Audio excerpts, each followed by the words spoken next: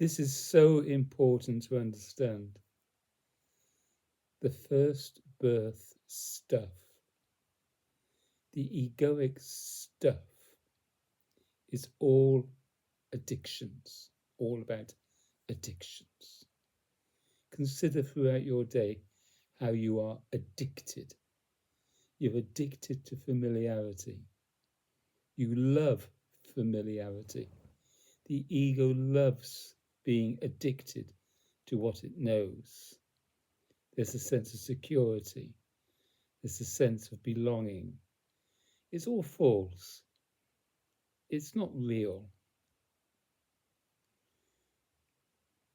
Look at these television programs you're addicted to.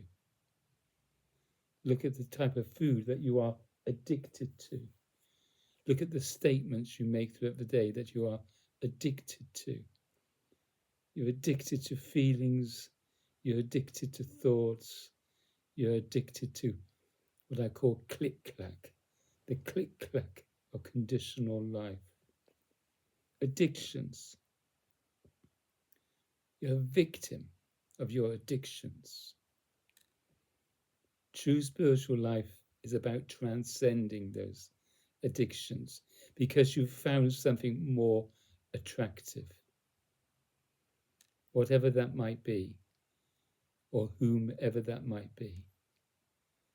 That takes you away, it draws you out, it pulls you beyond.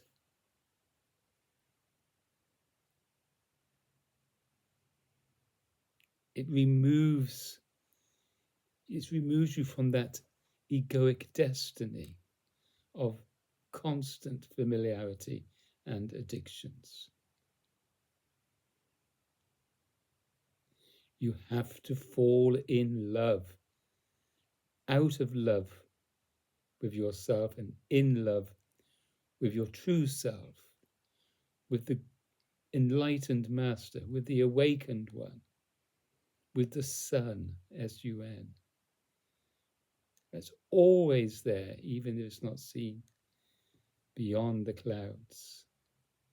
It's vital that you have this understanding.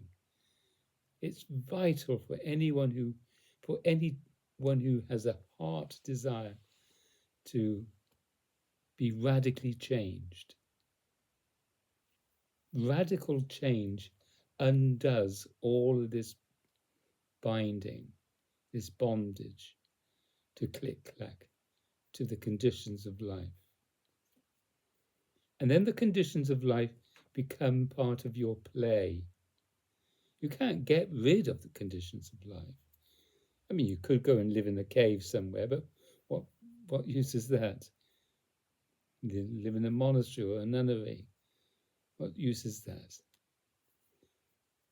The body-mind has to be transcended in situ, right now.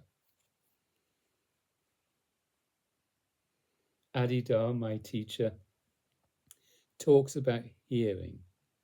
He asks us to listen to his teaching argument. He asks us to listen to his talks and what he has to say about this, the ego, and this, the divine. The egoic disposition, that's all it is a disposition, and the divine disposition.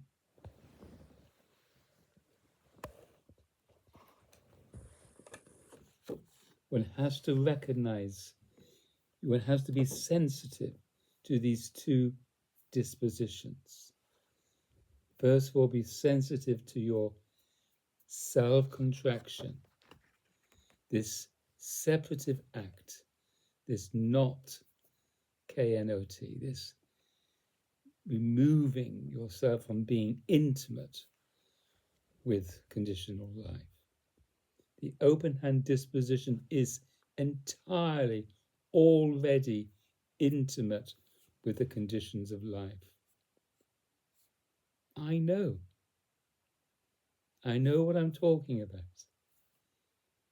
He talks about listening to his argument, and then he says, you've got to hear what I've got to say. Hear it in such a way that you are willing to actually practice this transformation of the body-mind. Yes, the body-mind is transformed from this to this, from this victim to this freedom from this victimization. You don't necessarily feel that you're a victim, but you are a victim. You don't necessarily realize, you haven't yet realized that you are simply dramatizing day in, day out patterns and tendencies that are regurgitated over and over and over. The patterns that you engrave, you make a groove in your life. There's these little grooves, these paths that the ego loves. But the only way out, there is no other way than being attracted. You've got to be heart attracted to go beyond yourself, to transcend all these knots, these contractions. It's easy to comprehend that the egoic destiny is only due to this contraction.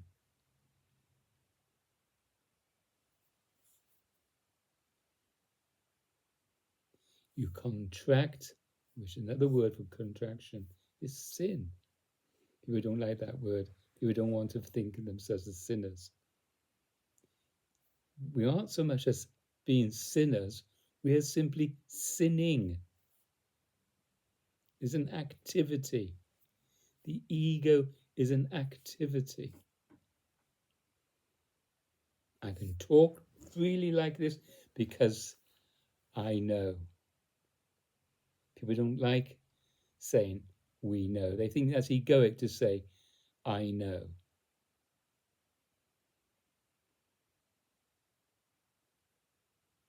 There's nothing wrong in saying I know that these glasses need cleaning. I see clearly that these glasses need a clean. That's not egoic, is it? I know that this pencil needs to be sharpened occasionally, and that breaks. I know that millions and millions of pencils get lost. Where are all those pencils? What happens to them all? My pencils never go down to that little stub. I have had pencils. It's one of those mysteries. You have to know the self-contraction firsthand. You've got to feel that contraction. And in that moment, before you dramatize it, before you give it energy, before you are a victim of that pattern, that tendency, before you are a victim, you turn away from it immediately, in the moment. And if it's not quite immediate, then it's as near as possible as immediate. You notice what you've done and you turn back to that which is more attractive.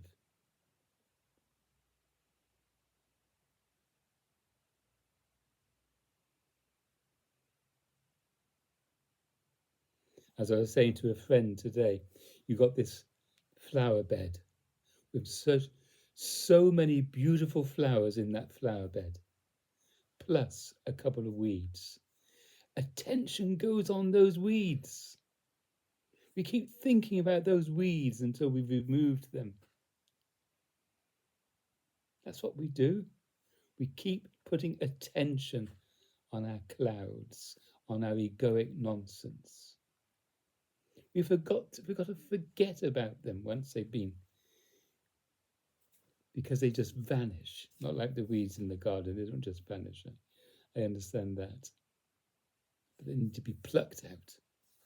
And that's what this divine relationship does. This divine relationship, this relationship with the divine person, transcends our relationship with our body-mind. We say our body-mind. In the first birth, in that disposition, we say it's our body-mind. We give it over in the rebirth. It's given over. God is wanting to live your body-mind.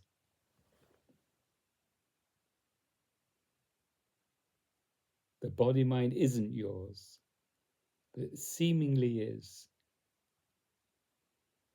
How many times have you said, I grow my own hair, or I grow my nails? You don't grow your hair. You don't grow your nails. You don't beat your heart. You don't breathe your lungs. The lungs, if you like, are lunging. The heart is hearting. The hair is hairing. The nails are nailing. They are doing whatever they do. The body-mind should be left alone. Once you've understood what's good for it, nutrition and all that business, then it should just be left alone like a car. We know it runs on that oil and that petrol, and we just replenish it every time it needs to be refueled. You don't want to be in a dilemma when you get to the petrol station. You just simply want to lift the nozzle, put it into the car, and drive off again. But we keep getting in dilemma over the body minds. We're constantly in dilemma. We have yet to work out what it needs to survive. Anything extra is just an indulgence.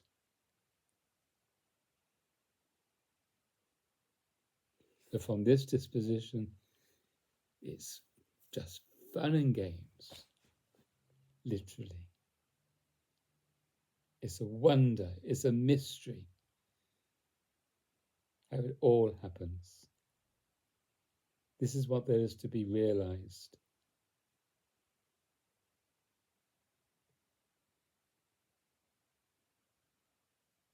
Not all your mayhem.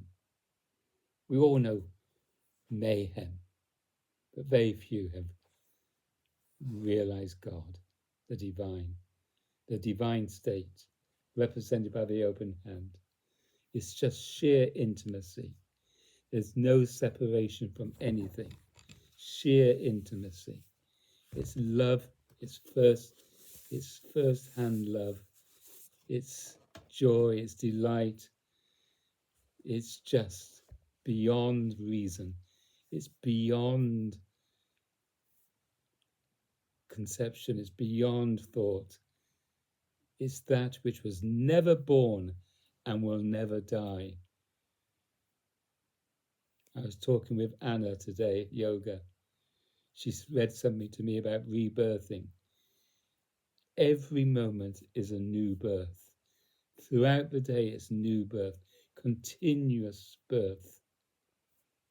Every morning you wake up, you're being reborn. None of that familiarity, which breeds contempt. What does the word contempt mean? I assume it means something like jealousy and envy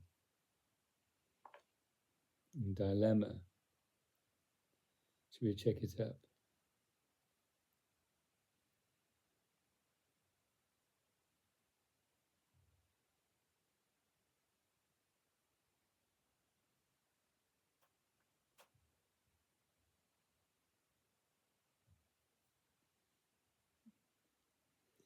Here it says a person is worthless, beneath consideration.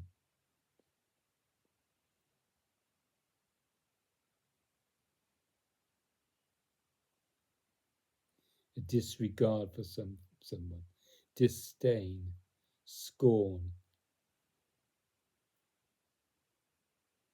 So there you are, in love with someone, and as you become more and more familiar, more and more judgmental, you become scornful of that person. You become angry. You treat that person without any respect. Well, the open hand is simply embracing the conditions that are arising right now, no matter what.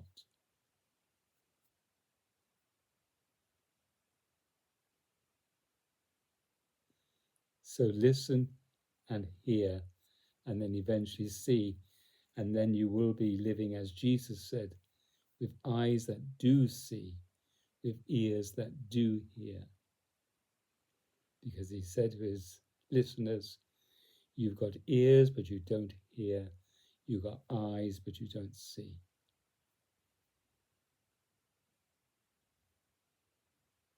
To be awake is to be awake from your dream. The clenched fist nonsense is just a dream. And it seems real. Your personal reality seems real. But when you're here, you can see it was nonsense, full of dilemma, full of contempt, full of disdain, full of scorn, full of jealousy, full of enviousness, envy, competition, at war with one another. I want to win. I'm right and you're wrong. All that nonsense. Emotional blackmail. When you're here, all that it's just vanished. It's as if it wasn't real, but it's not. Thank you for listening. Any questions, please ask. Enjoy. Thank you.